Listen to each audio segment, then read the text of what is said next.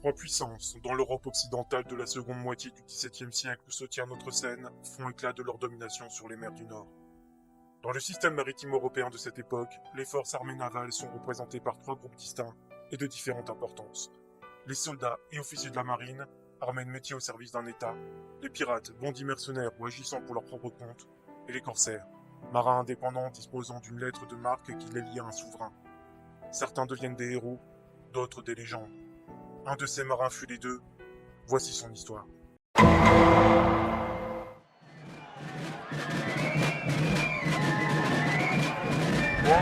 Dans 5 secondes, et 4, 3, 2, et... Cette année, le carnaval de Dunkerque qui se termine au moment où je vous parle. Hey, tu viens chez nous, Garjon? On va faire chaper chez ma tante. Ramène ton équipe, on fera toi un clutch. A bien failli être purement et simplement annulé en raison de récents événements. Comment la population a réagi face à la rumeur qui n'a été démentie que tardivement, c'est ce que nous avons demandé au carnaval. 90 secondes avant la prise d'antenne. Une masse multicolore, des femmes en hommes, quelques enfants, beaucoup d'hommes en femmes, des faux seins sous des tenues volontairement dépareillées, des chapeaux plus délirants les uns que les autres, du maquillage, des plumes, des perruques et des centaines de bergenards. Ces fameux parapluies bariolés hissés sur des grands bâtons. En un mot, le touch. La panoplie du carnaval et une ambiance bon enfant. Le carnaval, c'est le seul moment de l'année où il n'y a plus de noirs. Il n'y a plus de blancs, il n'y a plus de jaunes ou de marrons, il n'y a plus de pauvres ou de riches, de patrons et d'ouvriers, il n'y a plus de religieux. On est tous ensemble dans un grand moment de fête et de bonheur. Fallait pas nous enlever ça. Plus de religion, sinistre mais celle de la musique et de la chanson. Car c'est aussi ça le carnaval, les chahuts, les tambours et les chants, pour beaucoup en l'honneur des marins. On fait la vie chère bande, en souvenir des pêcheurs en Islande. Ces marins des siècles passés qui partaient de loin pour aller pêcher le hareng et qui n'étaient jamais certains de revenir. Mais l'événement tant attendu a bien failli ne pas avoir lieu cette année, la préfecture ayant fait planer l'annulation du carnaval en raison du risque élevé d'attentat. Ce n'est qu'en fin de matinée que le feu vert a été définitivement donné. Certains dans le carnaval n'avaient pas encore l'information, mais ne semblaient pas s'en soucier. Écoute, ici, on a été attaqué par les Anglais, par les Français, par les Allemands et même par les Espagnols. Et Dunkerque, elle est toujours là. Qu'est-ce que tu veux qu'il nous arrive? Et qu'ils viennent les terroristes. On leur montre nos wish, hein, à cette botte de Marie-Loulouse, hein. Et puis tu sais ici, tout le monde fait attention à tout le monde, hein. Retour d'antenne dans 3, 2, et... Pour tout vous dire, c'est un peu l'ambiance générale ici. Personne n'y a vraiment cru. Le carnaval n'a été annulé qu'à de très rares occasions, en 1991 pendant la guerre du Golfe, ou en 2020 lors de l'épidémie de Covid-19, et ça a été un véritable crève-cœur. Ces années-là, pas de rigole dans le final pour les gendarmes, et de cantate à son honneur, comme derrière moi en ce moment.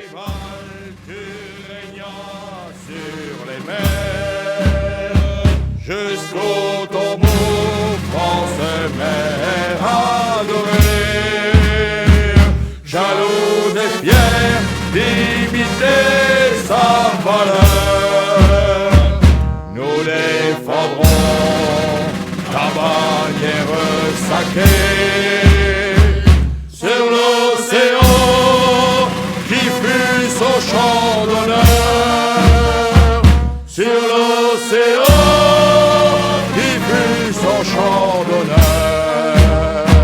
Il y a les enfants de champagne, ce sont les fameux gaillards, pour les fêtes et pour les balles du carnaval. Vive les enfants de champagne, ce sont les fameux gaillards, pour les fêtes et pour les balles du carnaval. Vive les enfants de champagne, ce sont les fameux gaillards, pour les fêtes et pour les balles du carnaval. Vive les enfants de champagne, ce sont les fameux gaillards, pour les fêtes et pour les balles du carnaval.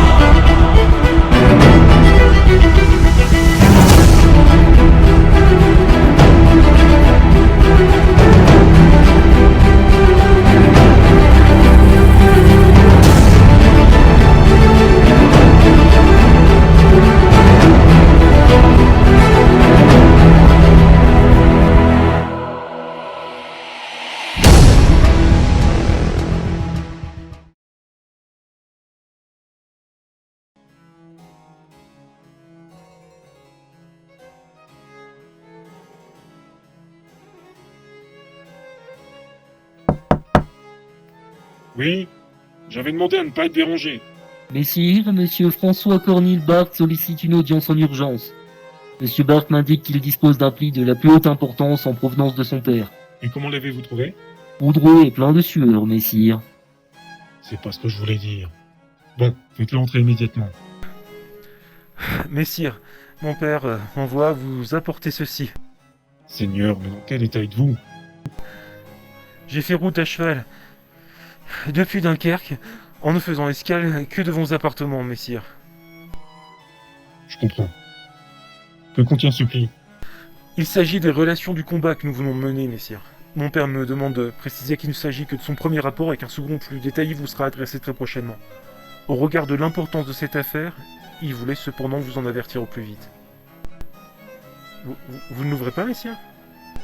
Non, il appartient à Sa Majesté d'avoir la primeur des conditions du retour de l'escadre de votre père. Messire, Faites-moi préparer une voiture, je la veux dans la minute. Et trouvez-moi quelqu'un qui pourra rendre présentable Monsieur Barthes devant Sa Majesté.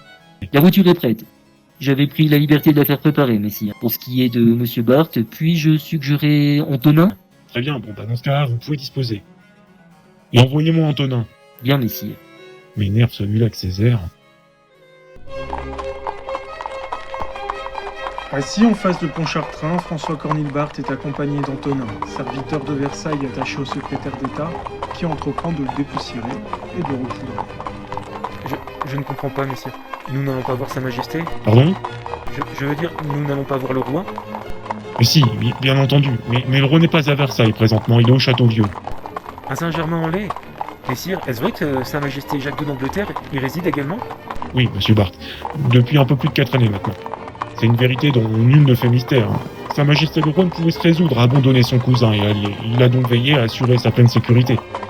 Sans la bienveillance de Sa Majesté, ce monde compterait, soyez-en certains, un catholique de moins.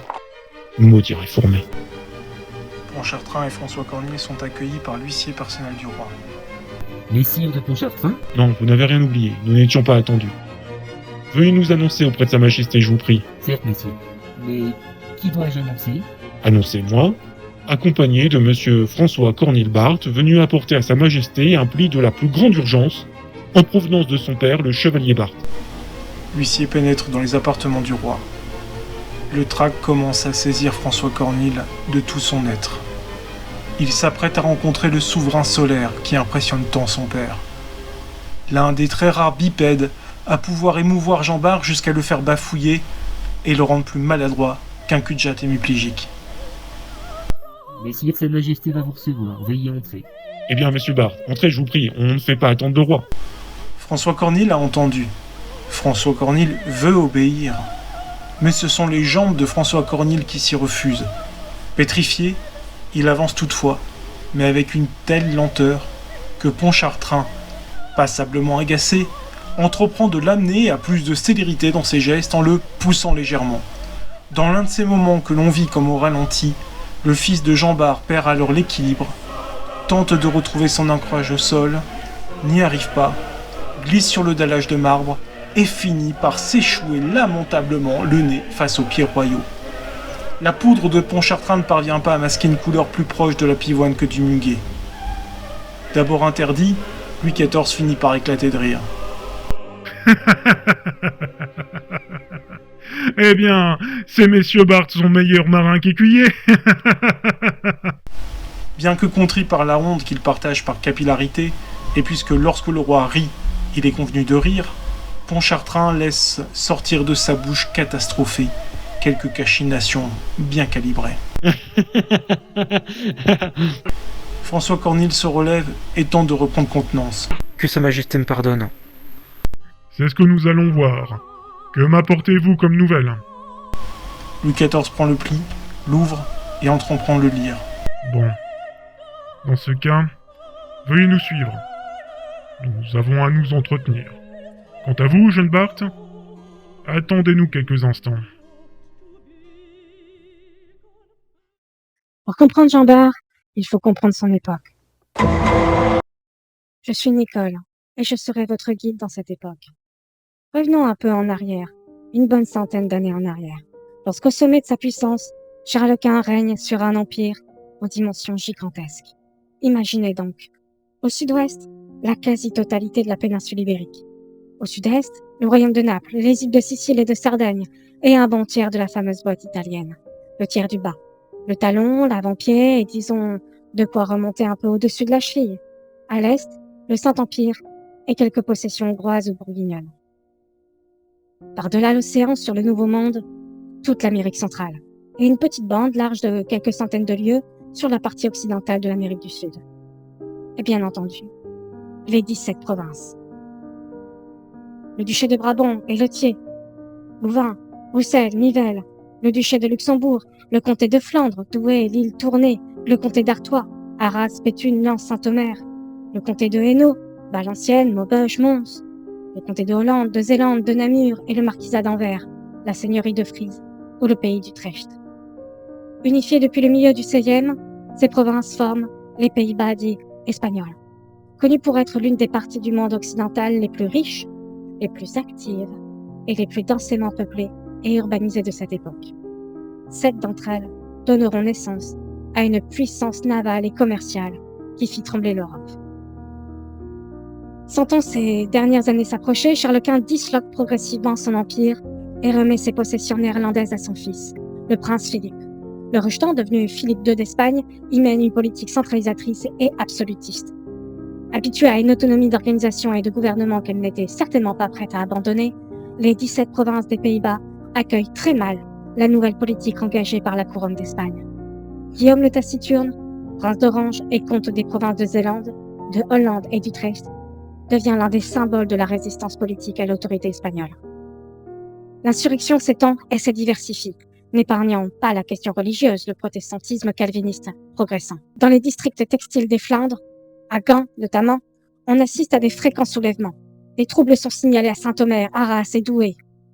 Face à ce climat de révolte politique et religieuse, la réponse de Philippe II n'est pas parée de dentelle. Il donne ordre de réprimer toute rébellion et d'introduire l'Inquisition pour châtier les hérétiques. Bref, d'affirmer sa souveraineté pleine et entière sur tous les Pays-Bas, par la force et le sang si nécessaire.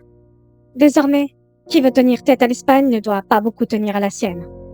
Le comte d'Egmont et le comte de Horn en sauront quelque chose, décapités sur la grande place de Bruxelles à la fin du printemps 1568. Victimes communes de l'impôt nouveau et de l'augmentation des prix, les commerçants s'unissent à la petite noblesse qui vient de basculer largement vers le calvinisme. S'y ajoute un autre mouvement de résistance, celui des gueux, marins majoritairement originaires des provinces du Nord et en grande partie protestants. En 72, épaulés par Guillaume, ils prennent le contrôle des ports stratégiques de Brielle et de Flessingue. Galvanisés par cet exploit, d'autres poches de résistance au sein des provinces septentrionales se soulèvent contre les forces espagnoles. Et l'année suivante, le prince d'Orange est proclamé statuteur des provinces de Zélande, de Hollande et d'Utrecht, désormais libérées. Il en profite pour officialiser sa conversion au calvinisme. Au cours des années qui suivent, cette rébellion multiforme n'en finit pas de se muer en une crise de régime qui vient sceller le sort des Pays-Bas espagnols, zone unifiée certes, mais qui ne fut jamais une véritable nation. La partie francophone et méridionale, rassemblée autour des comtés d'Artois et de Hainaut, du Cambrésis et de la ville de Douai, s'inquiète de la montée du calvinisme, tout particulièrement dans les villes de Flandre, où l'on déplore des violences contre des prêtres, des églises ou des couvents catholiques. Début janvier 1579, ces provinces concluent l'Union d'Arras, par laquelle elles réaffirment la défense de la foi catholique et leur loyauté envers la couronne d'Espagne. Il n'aura pas fallu attendre longtemps avant de voir la réaction des provinces du Nord. À leur tour, elles s'unissent en se promettant une aide mutuelle contre l'armée espagnole. C'est le serment de l'Union d'Utrecht. 2 ans et demi plus tard, qu'elles soient catholiques ou calvinistes, la messe est dite. Les États généraux des Pays-Bas font alors preuve d'une rare habileté politique. Ils ne se contentent pas de déclarer ex nihilo la sécession des provinces septentrionales, non. Ils humilient proprement Philippe II en lui sapant les fondements même de la légitimité d'un souverain, son devoir de protection. Ainsi proclame-t-il que, sans ses sujets, le prince ne peut être prince. Il doit les aimer comme un père aime ses enfants, en gouvernant selon droiture et raison. Il met sa vie en danger pour les défendre, et s'il ne le fait pas, s'il cherche à les oppresser et à leur ôter leurs privilèges et anciennes coutumes, s'il les commande comme on commande à ses esclaves, dès lors il n'est plus prince, mais tyran, et ses sujets doivent le considérer comme tel. En sorte que, pour conserver et défendre leurs libertés anciennes et protéger leurs femmes, enfants et postérité, Il ne leur reste qu'un seul moyen, ne plus le reconnaître, l'abandonner et s'en choisir un autre pour chef et seigneur. Et quelques années plus tard, des profondis à pleine et entière souveraineté de Philippe II sur ces 17 provinces néerlandaises. La couronne très catholique ne contrôle plus que les Pays-Bas du Sud, la Belgique à Regia. Désormais, les 7 puissantes provinces du Nord constituent la République des Provinces Unies des Pays-Bas, majoritairement protestantes. C'est en son sein que Jean Bart apprendra son métier et par elle qu'il rencontrera son mentor. Mais si l'Espagne a définitivement perdu le Nord, elle a plus que jamais ses yeux rivés vers l'Ouest, par-delà l'océan, là où tout est neuf et tout est sauvage, libre continent sans grillage. L'or est à portée de ses doigts, c'est pour ça qu'elle continuera à aller là-bas.